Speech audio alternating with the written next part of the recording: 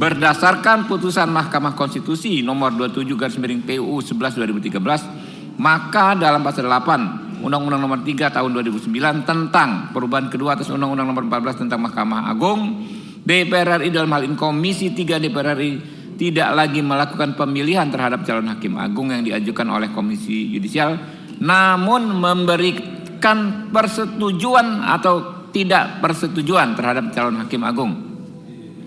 Atas dasar itulah maka Komisi 3 DPR RI telah melaksanakan uji kelayakan calon hakim agung dan akan memberikan persetujuan atau tidak adanya persetujuan terhadap calon hakim agung dan hakim ad hoc Mahkamah Agung.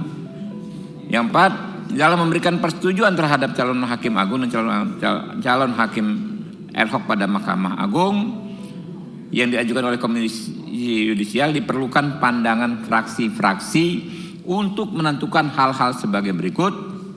Pertama, disetujui secara keseluruhan, atau yang kedua tidak disetujui secara keseluruhan, atau yang ketiga disetujui sebagian atau satu atau lebih di antara nama-nama calon hakim agung dan calon hakim ad hoc HAM pada Mahkamah Agung.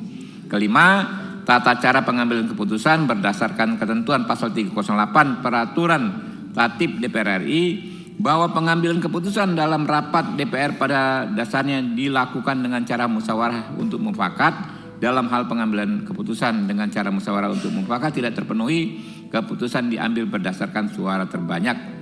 Keenam, Komisi 3 DPR RI memberikan persetujuan atau tidak persetujuan terhadap 13 calon hakim agung dan 3 calon hakim ad hoc pada Mahkamah Agung yang dilakukan dengan mekanisme pandangan fraksi yang disampaikan oleh masing-masing kapoksi dan juru bicaranya terhadap masing-masing calon hakim.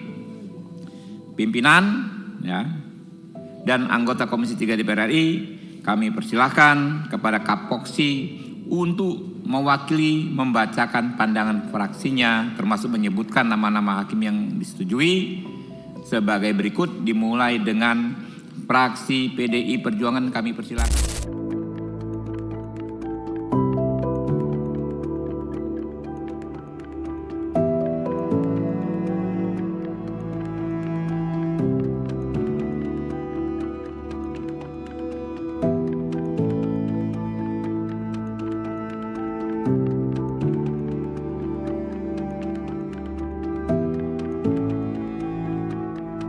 Daftar nama calon hakim agung dan calon hakim ad hoc HAM pada Mahkamah Agung tahun 2025 yang disetujui Komisi 3 DPR RI.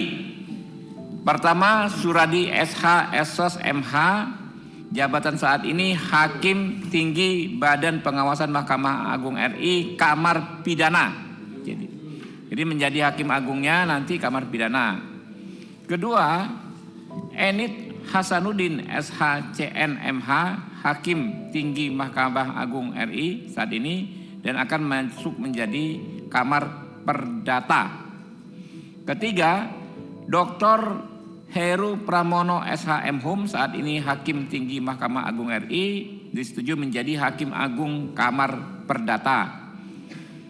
Keempat, Dr. Hajah Lailatul Arafah MH, saat ini jabatannya Hakim Tinggi Badan Pengawasan Mahkamah Agung RI, disetujui untuk menjadi Hakim Agung Kamar Agama. Berikutnya Dr. Hajah Muhayyah SHMH, saat ini jabatannya adalah Wakil Ketua Pengadilan Tinggi Agama Samarinda, disetujui menjadi Hakim Agung Kamar Agama. Berikutnya Dr. Hari Sugiharto SHMH, jabatan saat ini Hakim Tinggi Direktorat Jenderal Badan Peradilan Militer dan TUN, disetujui menjadi Hakim Agung Kamar TUN. Berikutnya Dr. Budi Nugroho SHSE M.Hum, Hakim Pengadilan Pajak, saat ini disetujui menjadi Hakim Agung Kamar TUN khusus pajak.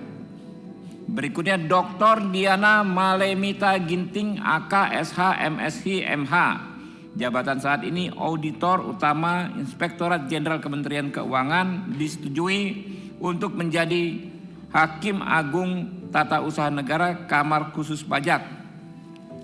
Berikutnya Dr. Agustinus Purnomo Hadi SHMH, jabatan saat ini Hakim Ad Hoc Tindak Pidana Korupsi Mahkamah Agung RI, disetujui menjadi Hakim Agung Kamar Militer. Terakhir Dr. Muhammad Puguh Haryogi SH SPN MH, saat ini dosen Universitas Muhammadiyah Malang, disetujui menjadi Hakim Ad Hoc HAM pada Mahkamah Agung Republik Indonesia.